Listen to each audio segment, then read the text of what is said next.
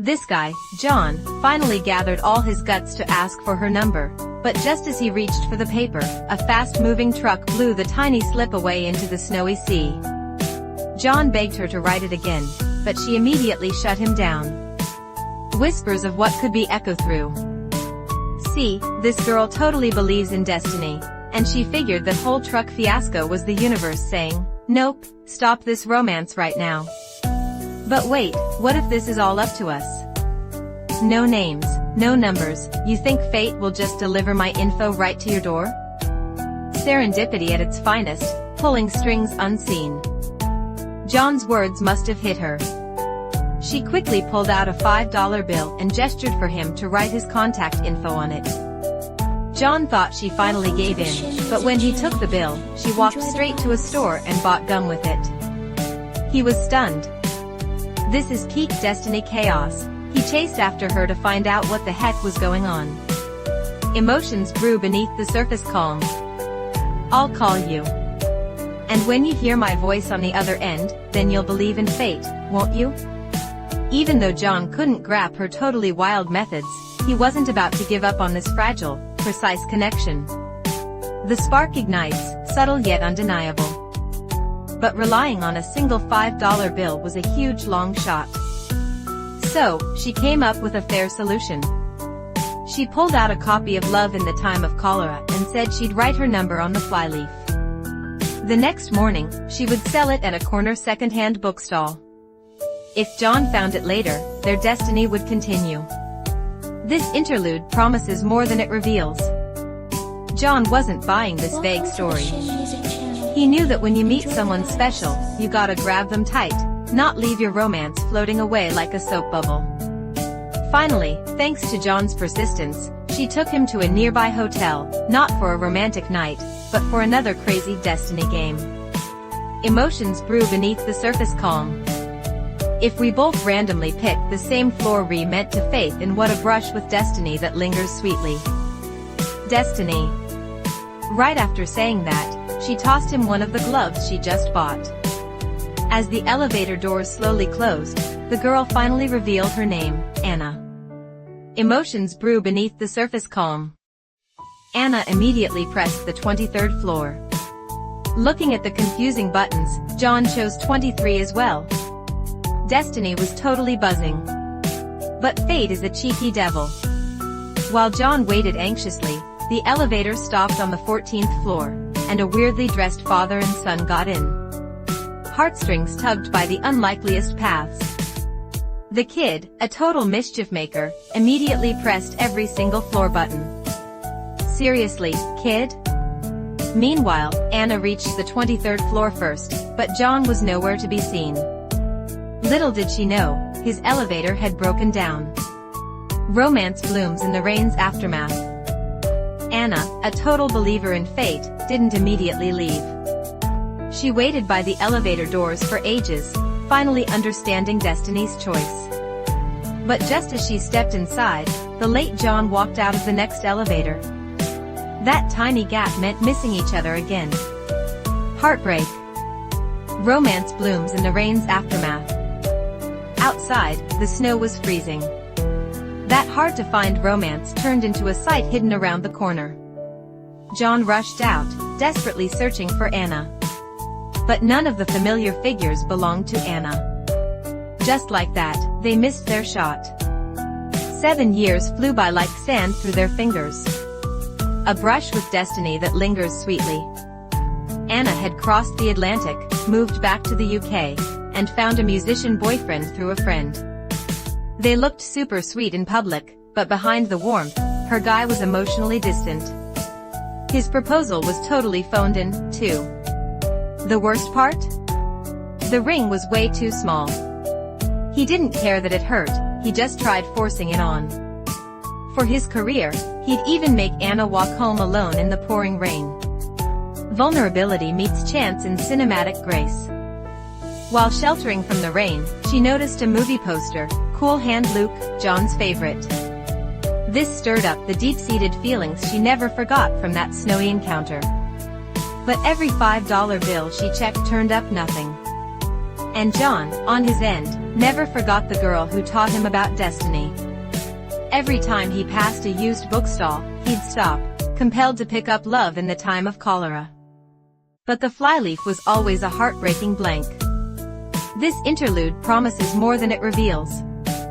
Nearly 30, John was now successful. His parents meticulously arranged an engagement to a lovely, traditional woman. He thought he'd forget that Christmas romance, setting into his own scheduled destiny. But as the wedding date lost, John's life became weirdly covered in Anna. At the golf course? The coach's name was Anna. Getting a wedding haircut? The stylist was also Anna. He felt totally cursed and tried to bolt from the salon.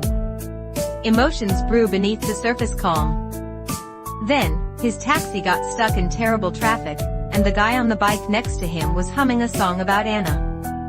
This ridiculously coincidental morning made John lose it. He rushed to the office to tell his best friend about the day and that fateful encounter with Anna. It was Christmas 1990.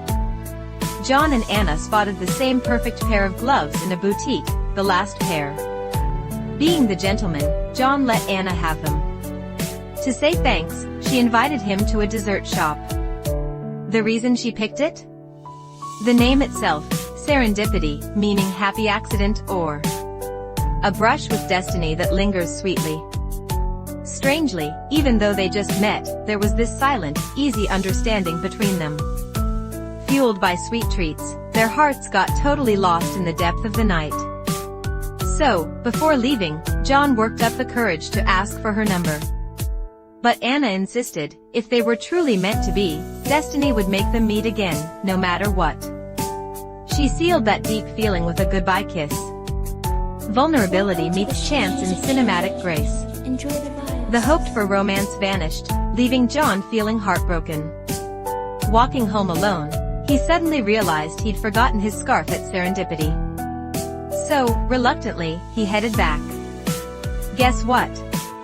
Anna had also returned, having forgotten her glove. It was like fate had been waiting for them. This time, Anna couldn't refuse John. They went ice skating in the snowy night. Under the neon lights their walls came down, melting away like the snow. The spark ignites, subtle yet undeniable. Those warm, ripple feelings spread silently in the cold night. As the evening deepened and the crowd thinned, warmth and cold mixed into a unique vibe. They talked non-stop, like old friends catching up. They covered everything, life dreams, childhood, and even their favorite movie. Under the snow and neon, all those hidden secrets woke up. This interlude promises more than it reveals. Suddenly, Anna slipped and fell. John quickly helped her up and led her to a bench to treat her scraped knee. But when John looked at the freckles on her arm, Anna felt a little insecure. She thought they were a sign of bad skin, but John, being a perfect gentleman, told her a story about constellations. He said her freckles traced the exact path of the stars. Romance blooms in the rain's aftermath. It was like the romance of the night sky was engraved on her skin, distant yet totally captivating. As the romantic mood deepened, John gently kissed her arm. Touched by his sincerity, Anna finally, miraculously, wrote down her number for him. Too bad that speeding truck blew their destiny away in the snowstorm. John's friend, Alan, was moved by the story and decided to help him search for Anna right away. A brush with destiny that lingers sweetly. They scoured every single bookstore in New York. But the flyleaf was always heartbreakingly blank. Time passed slowly. John grew tired from searching. Dragging his exhausted body home, he stumbled upon Anna's glove from that night. When he tried it on, he felt a piece of paper tucked inside. Layers of longing unfold in quiet beauty. He pulled it out and realized it was Anna's purchase receipt, clearly showing her payment details. Aha! John didn't hesitate. He rushed to the boutique, but since it had been ages, the store system had deleted the purchase record. Layers of longing unfold in quiet beauty. Luckily, the company warehouse still kept old records. After days of searching, they finally found Anna's bill. Using the address on the bill, John quickly found Anna's place. But they were greeted by a scruffy man. Turns out Anna was just a temporary tenant. This interlude promises more than it reveals. Good news though, Anna made a huge impression on the landlord. He was an artist and had secretly painted her portrait. The landlord hurried up to the attic to show them his masterpiece. Vulnerability meets chance in cinematic grace. Diving into the romance, turns out the portrait emotions brew beneath the surface calm. Capturing love's whisper, perhaps I do remember, the service was located, yes. Totally. Where? Manhattan? 63 East Upper Side. Romance blooms in the rain's aftermath. The film's soft glow, it was just next to that. On the left of that splendid little patisserie, Serendipity. That's it. Layers of longing unfold in quiet beauty. Coincidentally, Anna had also just arrived in New York. She dumped her boyfriend a few days earlier, bought 2 tickets, and dragged her bestie along on a destiny pilgrimage to avoid regrets. Her friend, a NYC newbie, immediately fell for a wallet near. The crazy part? Anna had the exact same one. Seeing that sign, the friend bought it immediately. This interlude promises more than it reveals. So, 2 people, in the same city, started rushing toward each other. Anna instinctively showed up at the golf course John always went to. But apart from a guy who looked a little like John, there were 0 clues. The spark ignites, subtle yet undeniable. After a day of searching, Anna and her friend finally arrived at the dessert shop, Serendipity, where her dream with John began. But the place was empty, leaving her totally crushed. Anna started doubting if her crazy decision was right after all. The narrative's pulse quickens here. Maybe this obsession with a fleeting romance was just too naive. You figure it out. You realize that life isn't some elaborate stage play with directions for the actors. Life's a mess, Sara. It's chaos personified. Serendipity at its finest, pulling strings unseen. I have to give it all up now, don't I? Anna listened to her friend and decided to quit the search. But she had no idea the change the cashier handed her friend. Romance blooms in the rain's aftermath. Was the faded $5 bill. And fate's joke wasn't over. As soon as they got into a cab, John and Alan pulled up to the exact same spot. They missed each other again. The old rental office was now a bridal shop, crushing John's hope. His faith was wavering. He was ready to give up on this seemingly impossible quest. Serendipity at its finest, pulling strings unseen. What are you talking about? How can I ignore that plastic goddamn bride tea? Get any more talk about it in the cab on the way over. Serendipity at its finest, pulling strings unseen. Gentle twist the difference. The spark ignites, subtle yet undeniable. How can something not happening be a sign? Maybe the absence of signs is a sign. That's lucid. Look, I don't know, man. Maybe there is no fate. If there is, it's not working for me. Emotions brew beneath the surface calm.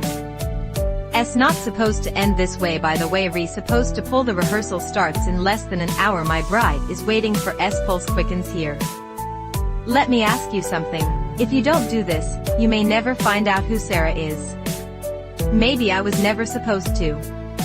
Maybe all this is just a maze designed to lead me directly back to where I started. The narrative's pulse quickens here. Where hearts align, just getting married. John ultimately sealed all his hopes away, giving up on this crazy journey. Heartstrings tugged by the unlikeliest path, but when Anna and her friend checked into the hotel for the night, they totally bumped into John's fiancée. Turns out the fiancé and Anna's friend were college buddies. She even enthusiastically invited them to the wedding rehearsal. Her friend couldn't say no, but Anna, feeling totally drained, politely decided. She had no clue she had just missed the miracle of seeing John again. Serendipity at its finest, pulling strings unseen. Despite the emotional speech and the cheerful guests, John couldn't muster any joy. After the rehearsal, his fiancée gave him a wedding gift. When he unwrapped it, his heart instantly skipped a beat. His fiancée bought it because she often saw him looking at that book but never buying it. John was touched, and as he slowly opened the flyleaf, he realized this was actually the book Anna left for him. Heartstrings tugged by the unlikeliest paths. He decided to go crazy one last time. Although the number was disconnected, Alan used a friend to find Anna's current address. They immediately booked an overnight flight to the UK. The spark ignites, subtle yet undeniable. But when they arrived, Alan was shocked to see Anna entangled with a guy inside the house. "You know what, buddy? On second thought, maybe you should call first." Emotions brew beneath the surface calm. "What are you talking about to give her a raise?" Emotions brew beneath the surface calm. "I forget, you little. I forget you can't." No. Even though Alan tried desperately to stop him, John saw the awful sight. Little did he know, that woman was Anna's twin sister. Layers of longing unfold in quiet beauty. After a brief, painful moment, they shamefully and silently left. Just then, across the sea, Anna arrived at the old ice rink. The familiar place, the familiar night sky, but she couldn't find his silhouette from that night. The spark ignites, subtle yet undeniable. They were on the same parallel line in space-time, but after that separation, meeting again felt impossible. Early the next morning, heartbroken Anna set off for home. A brush with destiny that lingers sweetly. But destiny showed its quirky side again. When Anna tried to buy headphones, she realized she had grabbed her friend's wallet by mistake. Pressured by the staff, Anna awkwardly used her friend's change. Then, as the cashier gave change to another customer, the fateful sequence of numbers slipped into Anna's sight. Serendipity at its finest, pulling strings unseen. The sudden realization froze her in place. After a moment of shock, she excitedly grabbed the $5 bill. Ignoring her boarding flight, she rushed out. Using the info on the bill, Anna successfully found John's address. Whispers of what could be echoed through. Walking up happily, a neighbor told her John was getting married at a hotel right now. But Anna wasn't giving up. She frantically flagged down a cab, but, of course, they immediately ran into heavy traffic. The spark ignites, subtle yet undeniable. Seeing this, Anna jumped out and sprinted to the wedding venue as fast as she could. Even though she gave it her all, she was still one step too late. Emotions brew beneath the surface calm. The wedding? Yeah. Oh yeah, it's over. All right. All I can say is, don't worry. You'll get your present back. They always return the present.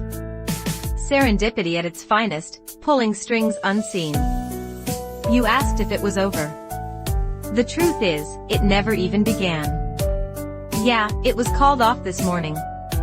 Turns out John had called off the wedding the night before he flew to the UK, boldly leaving everything up to destiny. Emotions brew beneath the surface calm.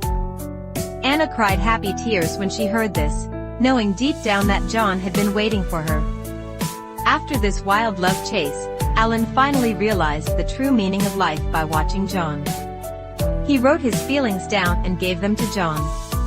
Heartstrings tugged by the unlikeliest paths. Family asked one question after a man died: did he have passion? After saying goodbye to Alan, John wandered the noisy streets of New York, quietly reading the essay Alan wrote him. A brush with destiny that lingers sweetly. The essay spoke of John losing his soulmate and his fiancée the night before. It reaffirmed his belief that those seemingly random accidents were actually pieces of fate's grand plan. Whispers of what could be echoed through. Things were clearer for it. Jonathan concluded that if we the ancients used to call fate, ham emotions brew beneath the surface calm.